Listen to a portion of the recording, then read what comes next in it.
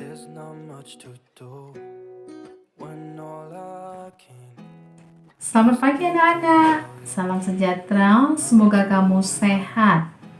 Kembali kita jumpa dalam daring di Mapel IPS dengan tema interaksi sosial dan lembaga sosial. Pagi ini kita masuk kembali ke subtema lembaga sosial. Anak-anak, masih ingatkah kamu apa yang dimaksud dengan lembaga sosial? Ya, lembaga sosial adalah keseluruhan dari sistem norma yang terbentuk berdasarkan tujuan dan fungsi tertentu dalam masyarakat. Nah, mengapa terbentuk lembaga sosial? Ya, terbentuknya lembaga sosial berawal dari individu sebagai makhluk sosial tidak mampu untuk hidup sendiri. Kita saling membutuhkan sehingga timbul aturan-aturan yang disebut dengan norma masyarakat. Pagi ini kita akan membahas jenis dan fungsi lembaga sosial.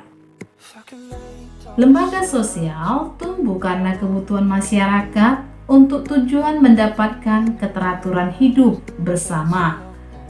Jika dalam suatu masyarakat tidak ada lembaga sosial, maka kehidupan masyarakat akan mengalami kekacauan.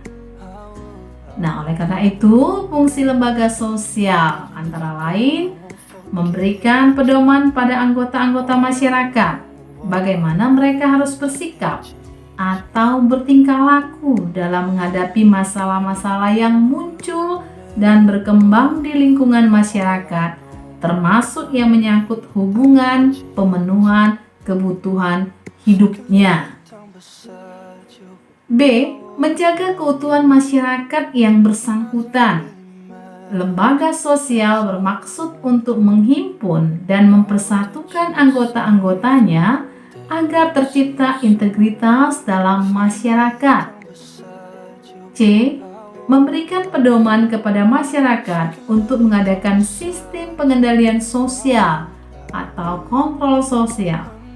Artinya, lembaga sosial sebagai sistem pengawasan masyarakat terhadap tingkah laku anggota masyarakatnya. Nah, kita masuk jenis lembaga sosial.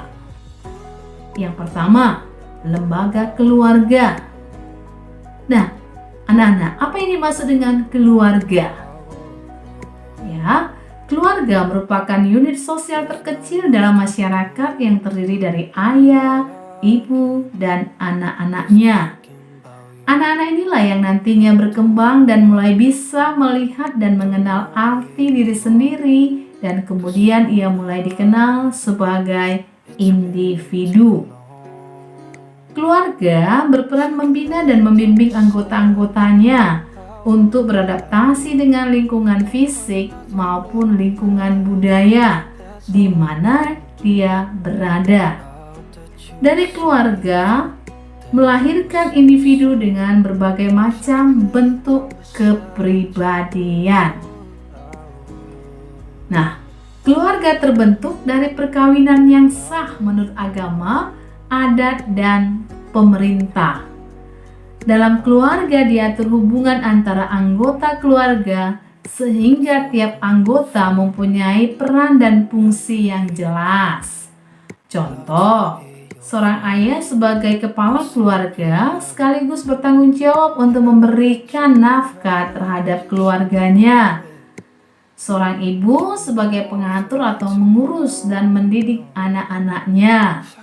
Nah, seorang anak harus membantu orang tuanya. Inilah contoh lembaga keluarga. Selanjutnya anak-anak, perhatikan slide di bawah ini. Di sini ada ibu tuliskan fungsi lembaga keluarga. Jadi fungsi lembaga keluarga itu ada anak-anak, ada fungsi reproduksi, fungsi proteksi atau perlindungan, fungsi ekonomi, fungsi sosial, fungsi afeksi. Nah, kamu dapat melihat penjelasannya masing-masing. Lagi dia ada fungsi pengawasan dan fungsi pemberian status.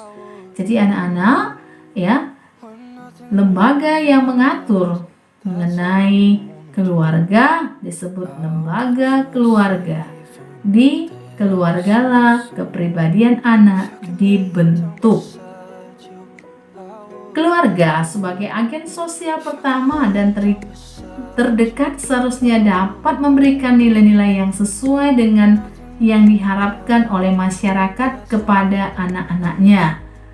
Namun, masyarakat keluarga juga berperan sebagai benteng atau penyaringan nilai-nilai di masyarakat yang sampai kepada anak-anaknya. Disebabkan tidak semua nilai-nilai di dalam masyarakat itu baik. Dalam proses sosialisasi pada anak, kegiatan dalam keluarga yang mulai bergeser jika dibandingkan dengan terjadi dulu disebabkan masyarakat yang semakin modern. Oke anak-anak, sampai di sini. Minggu depan kita lanjut dengan lembaga agama. Jika ada pertanyaanmu, silakan japri saya. Selamat belajar.